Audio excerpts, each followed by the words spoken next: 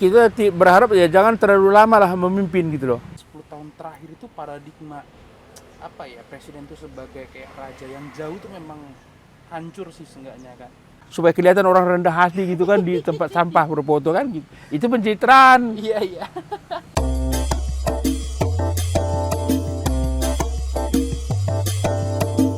Pak, ada aku lihat di apa, baca berita ini barusan, Ya. 7 September katanya pendaftaran capres.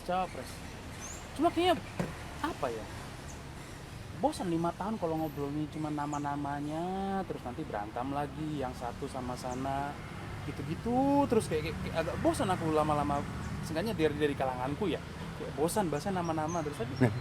Akhirnya kayak pikir-pikir, nggak ada kah sudut lain yang mau kita bahas dari setiap ada pilpres itu? Apa Bapak lihat? Oh ya, memang begitu.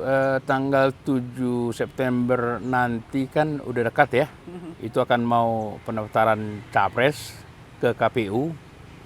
Yang kemudian kan itu kan yang menghantarkan itu kan partai-partai. Dan ada presidential threshold kan gitu. Nah, sebulan kemudian nanti akan ada pengumuman siapa capres yang disahkan oleh KPU. Yeah. Nah, tanggal 14 Februari nanti tahun 2024 itu akan hari pencoblosan. Nah, memang sesuai dengan konstitusi kita bahwa pemilihan itu dilakukan sekali 5 tahun. Itu kan periodenya kan. Nah, sekarang memang persoalannya begini, bahwa ketika ada yang bolak-balik itu muncul bolak-balik, jadi seakan-akan tidak lagi yang baru kan gitu ya. Nah, begitu. Nah, tapi persoalannya begini, bahwa itu kan hanya ketepatan saja dengan kepada figur tertentu ya. Tapi bahwa memang bangsa dan negara ini memang yang sudah berjalan dalam perjalanannya sejak Indonesia merdeka diproklamasikan tanggal 17 Agustus 1945, bahwa pemimpin itu kan silih berganti. Yeah. Dan pemimpin yang silih berganti itu kan diharapkan akan membawa sebuah yang baru atau yang bersifat melanjutkan sebenarnya, melanjutkan yang ada. Kalau ada pembaruan yang harus semacam satu koreksi bagian-bagian tertentu, boleh saja dilakukan, tapi arahnya itu memang sudah harus terarah supaya tidak dari nol terus kan gitu ya. Nah, itu yang kita harapkan nanti di dalam Pilpres mendatang itu, supaya nanti rakyat bisa memilih siapa yang kira-kira menjadi nakoda daripada bangsa dan negara ini nanti.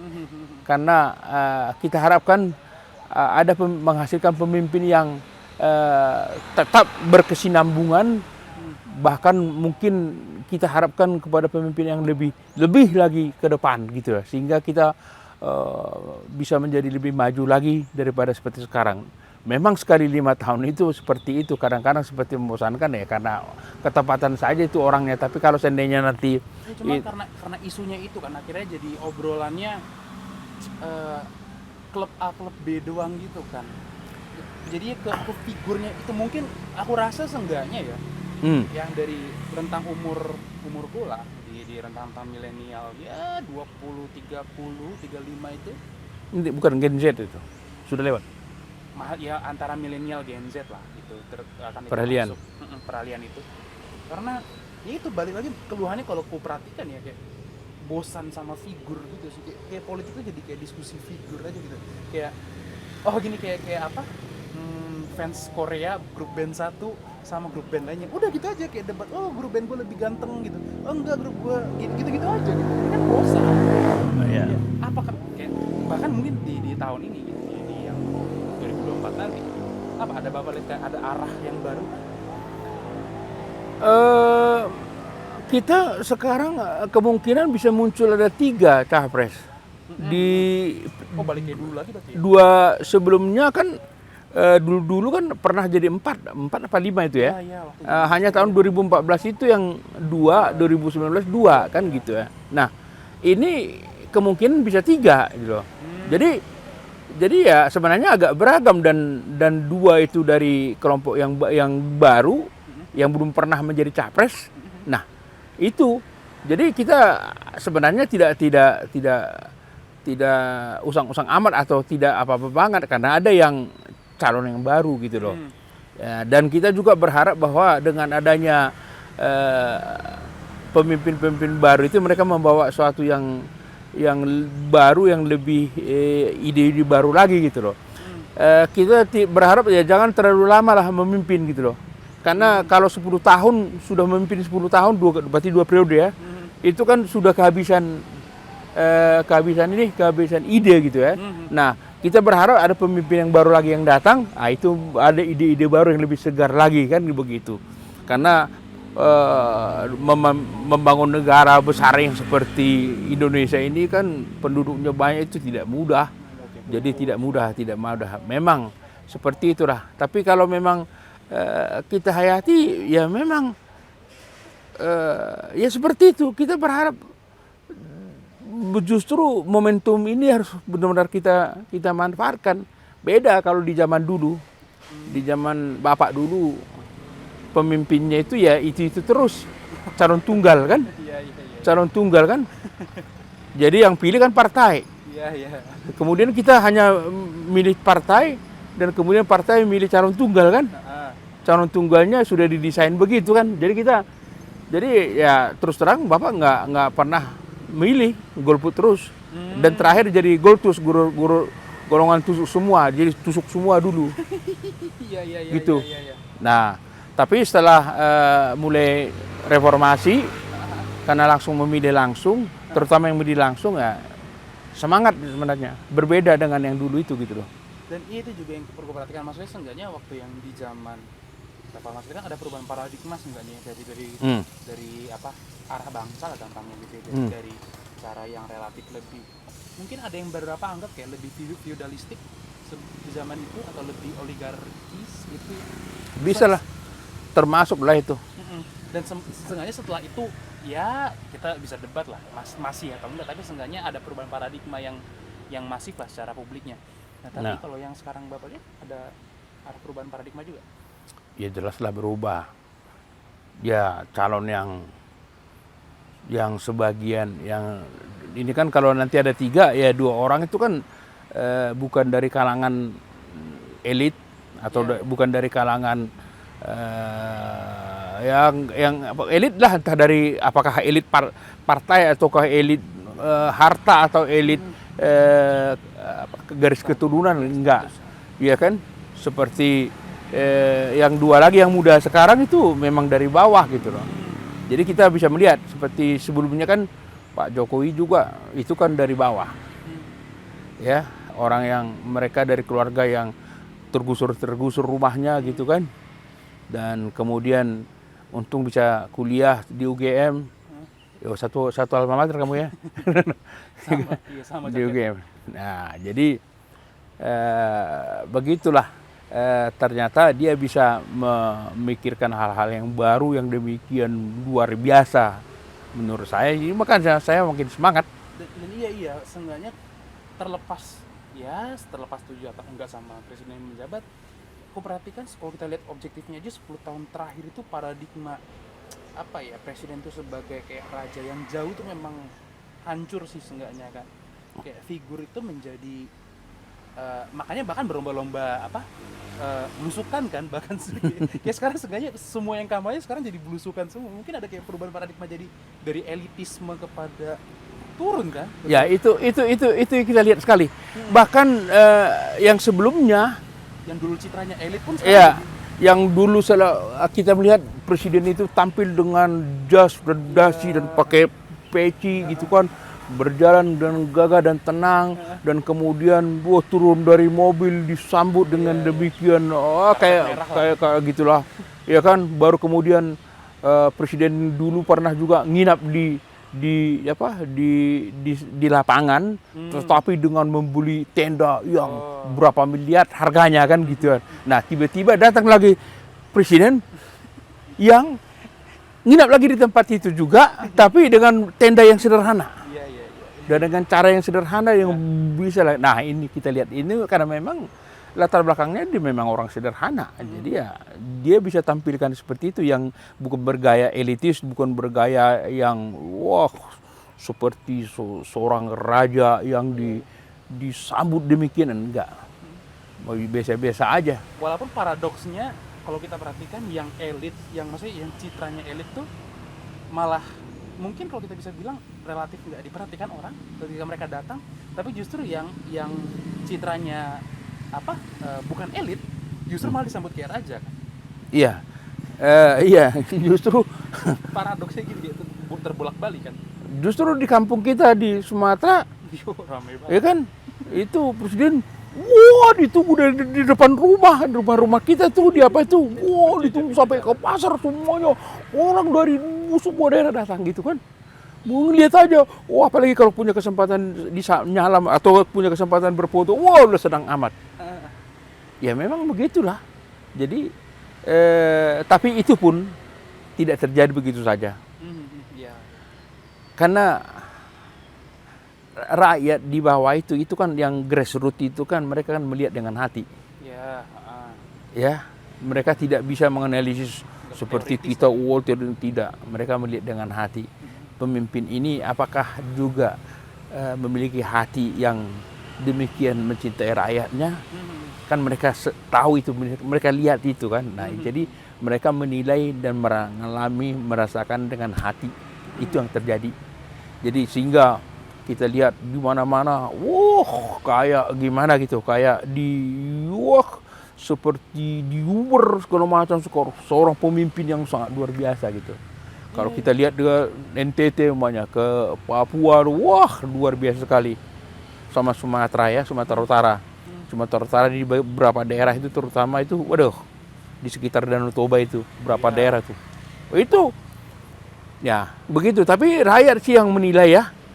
Mereka menilai dengan hati. Jadi ya pemimpinnya itu mereka lihat bahwa pemimpin itu mencintainya dengan sedemikian luar biasanya, mereka merasakannya kan gitu. Iya, dan aku juga ada seenggaknya lihat paradigma ini juga berubah dari satu sisi bahwa seenggaknya dulu yang seenggaknya barang orang sering ngomongin kayak presiden itu atau pejabat itu lebih lihat kan sebagai pejabat administratif gitu loh kan.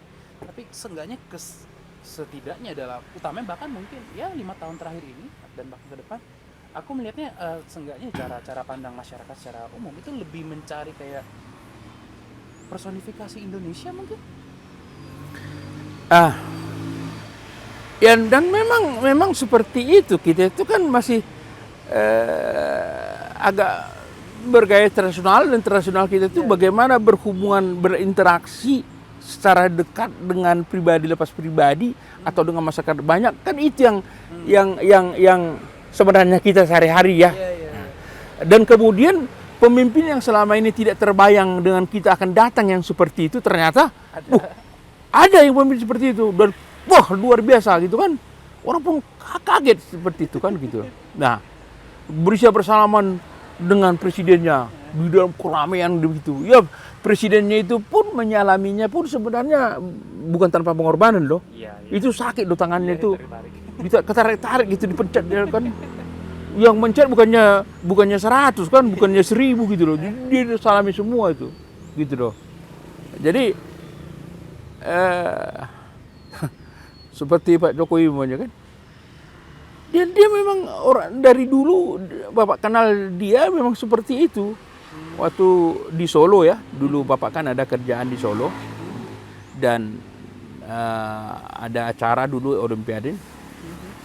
Dan karena dia wali kota di sana, dia nebeng lah istilahnya, manfaatkan acara itu untuk mempromosikan Solo, dalam hal ini terutama batik. Dia mempromosikan sana. Jadi kita waktu itu sebagai yang mengorganisir event itu, event organizer, jadi kita yang datang, yang tahu dan kita mengerjakan itu, dia langsung cari kita. Makanya ketika kami bertemu itu, Bapak tahu cara dia bahasanya itu ketika dia menjelaskan itu sistematis sekali memang. Bagus sekali bahasa. Nah, dia menjelaskan itu hampir, yang pertama itu hampir 2 jam tuh. Oke. 1,5 jam lebih gitu loh. Yang kedua sekitar 1 jam seperempat gitu. Pertemuan kami yang kedua. Dan bayangin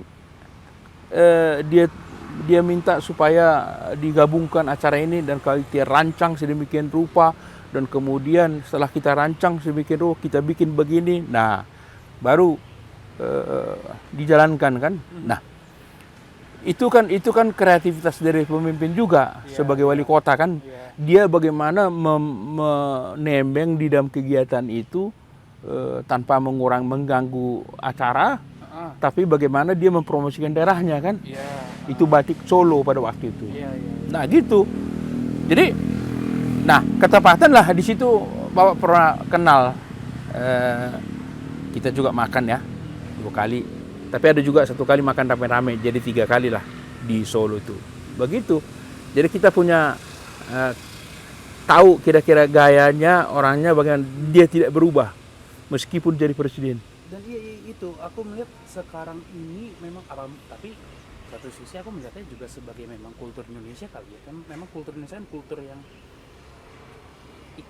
punya ikon gitu kan, kayak ikon, ada figur-figur, ada ya contoh nyata lah, maksudnya wayang itu kan juga personifikasi nilai-nilai kan sebetulnya kita lihat, cerita-cerita rakyat segala macam, makanya Indonesia begitu banyak sama cerita-cerita rakyat, dan itu mungkin diekspor atau diimpor ke Pilpres juga. Makanya memang kalau kita perhatikan kadang-kadang walaupun ada beberapa yang berusaha terlalu menjadi saya Indonesia, akhirnya jadi kayak apaan sih gitu kan, ada yang gitu juga, walaupun beberapa juga ya kelihatannya berhasil gitu.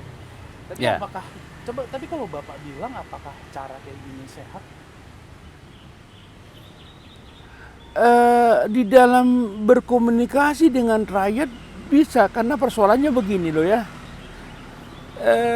Dia mencari informasi dan biasanya, dan saya dengar dari teman yang suka datang ke sana, apa yang dia temukan di lapangan itu akan dibawa di dalam rapat. Jadi dia mendapat umpan balik. Dengan langsung seperti itu dia umpan balik. Tentu kan ketika dia datang ke satu daerah, dia kan melihat apa sebenarnya bagaimana, dan apa-apa sebelum dia berangkat kan sudah lihat proyek apa atau program apa yang dilaksanakan di daerah ini. Hasilnya ketika dia bertemu dengan orang, dengan tempat itu, dia datang tempat itu, dia hasilnya apa. Nah itu dia gunakan ketika untuk menyiapkan atau mengevaluasi program-program yang sudah berjalan atau yang akan berjalan kan begitu. Gitu, saya lihat seperti itu. Jadi karena kadang-kadang begini, kalau banyak ada orang pemimpin yang secara administratif ya, dia hanya menjadi administrator, dia hanya menjadi pemimpin, melihat angka-angka, laporan-laporan segala macam kan seperti itu. Tetapi kenyataannya di lapangan belum tentu itu terjadi. Karena kita harus ingat ada istilah ABS kan, asal Bapak senang. Iya kan begitu. Jadi, dia begini-gini segala macam, nggak tahunya nggak ada gitu kan. Ya seperti ini juga sebenarnya sudah lama yang masalah BTS itu, korupsi BTS itu kan. Kan program itu kan tadinya untuk mengapakan internet sampai ke seluruh Indonesia kan begitu. Nah, terutama daerah-daerah yang timur, yang terluar dan yang internetnya bermasalah ya. Karena atau yang kita sebut dengan tol angkasa gitu kan, tol udara ya. Nah, itu jadi agak terhalang, agak terganggu lah, walaupun harus dikebut sekarang. Tapi sangat bagus sekali itu sebenarnya gitu loh. Programnya itu tentang itu, karena itu bagian membangun ekonomi memang.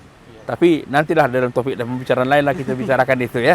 Karena pemerintah kan sudah membangun, tahun lalu kan sudah diresmikan pasar digital yang dirancang oleh Telkom.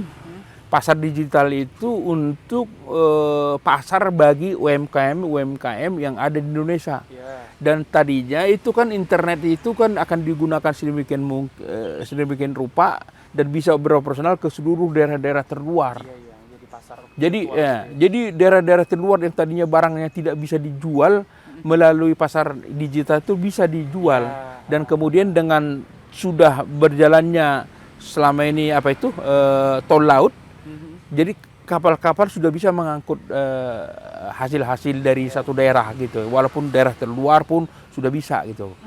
Itu apanya kan? Itu secara ekonomis kan akan seperti itu gitu loh. Nah, sekarang pasarnya kan gitu.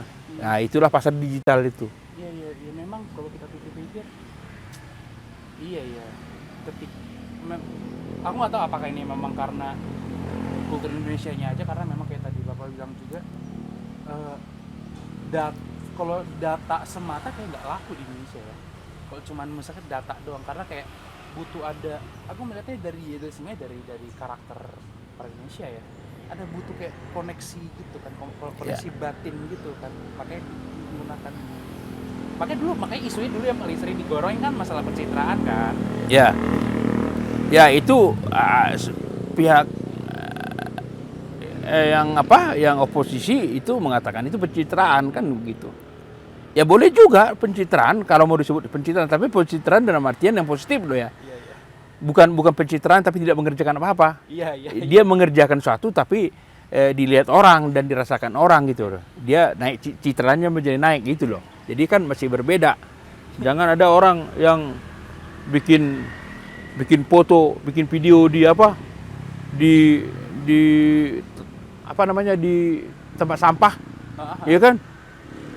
Lihat, gelap dulu, siap dulu di foto-foto. Sengaja dia bikin tempat sampah, tapi hanya untuk foto doang. Nggak ada ngerjakan apa-apa gitu loh. Supaya kelihatan orang rendah hati gitu kan di tempat sampah berfoto kan gitu. Itu pencitraan. Iya, iya. Iya. Ya memang kayak pragmatisnya sebenarnya, karena nggak ada orang juga kan, nggak ada orang yang nggak pencitraan kan sebenarnya. Iya. Kalau dipikir-pikir. Iya. Fakta dia apa? Ya, ayolah orang foto KTP aja atau foto ijazahnya juga pencitraan itu kan, pakai baju yang rapi padahal biasanya compang-camping ya. Itu pencitraan semua orang lah. Cuma kan pragmatisnya aja, ada kerjanya atau enggak. Iya. Ya gitu.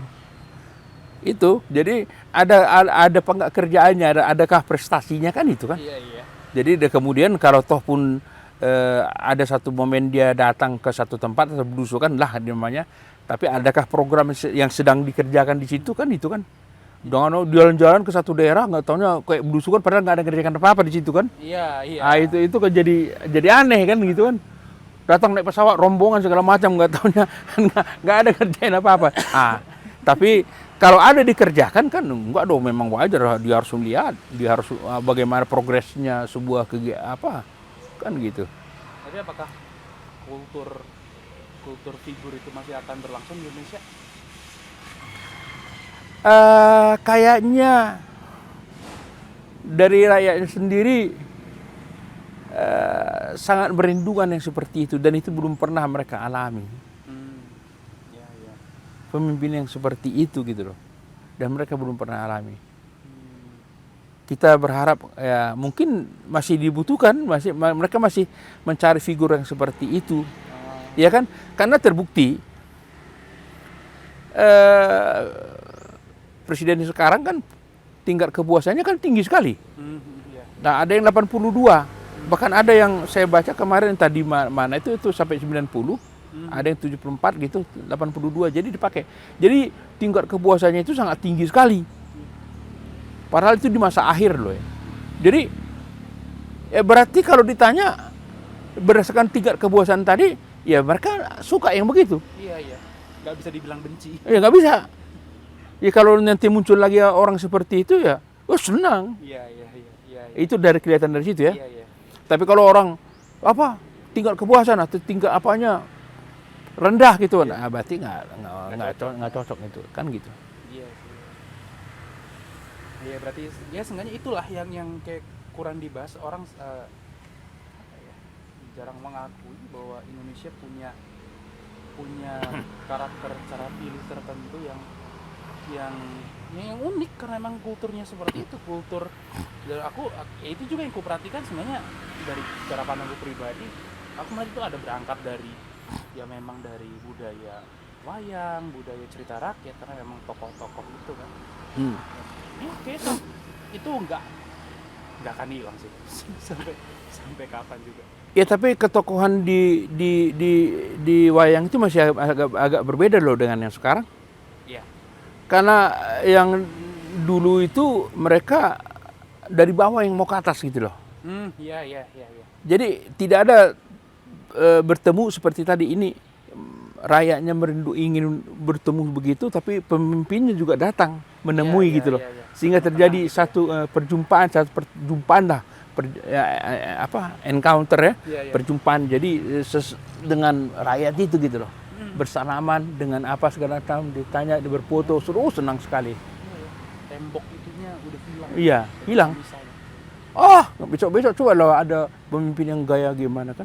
Wah, nggak usah dah.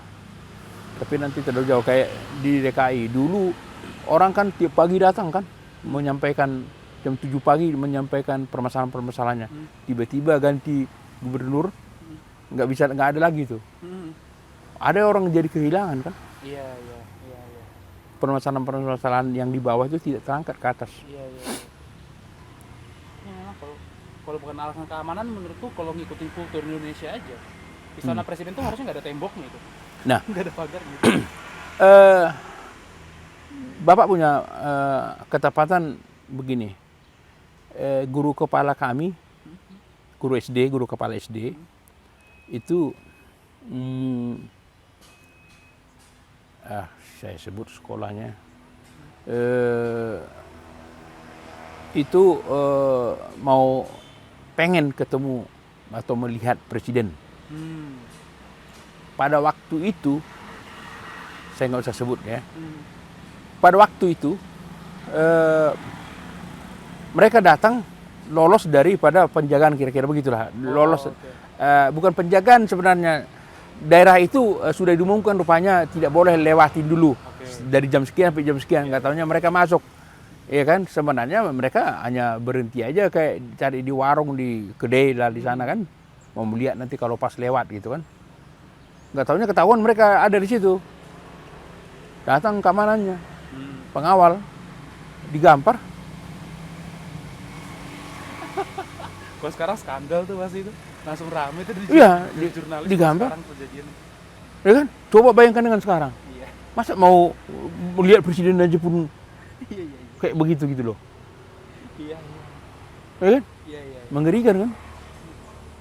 Nah, tiba-tiba yang sekarang kan, ketemu di mana-mana, sampai orang gitu. Jadi itu menjadi suatu yang sangat luar biasa lah buat rakyat Indonesia. Dan itu dibuktikan lewat survei tadi yang sampai 80, tingkat kepuasan 82% tadi gitu. Seenggaknya sekarang ya bisa kita simpulkan lah ya bahwa ya kultur pemilih Indonesia itu terlepas siapapun nama-namanya itu berapa muncul, ya akan satu karakteristik yang akan selalu dicari, mungkin demand permintaannya, kalau kita pakai supply demand, ya demandnya akan selalu figur personifikasi. Kayak bahasaku yang paling bisa ku istilahkan personifikasi Indonesia gitu, kayak orang rakyat Indonesia kayak pengen Indonesia itu kayak apa sih? Nah itu kayak presiden itu tuh kayak gitulah.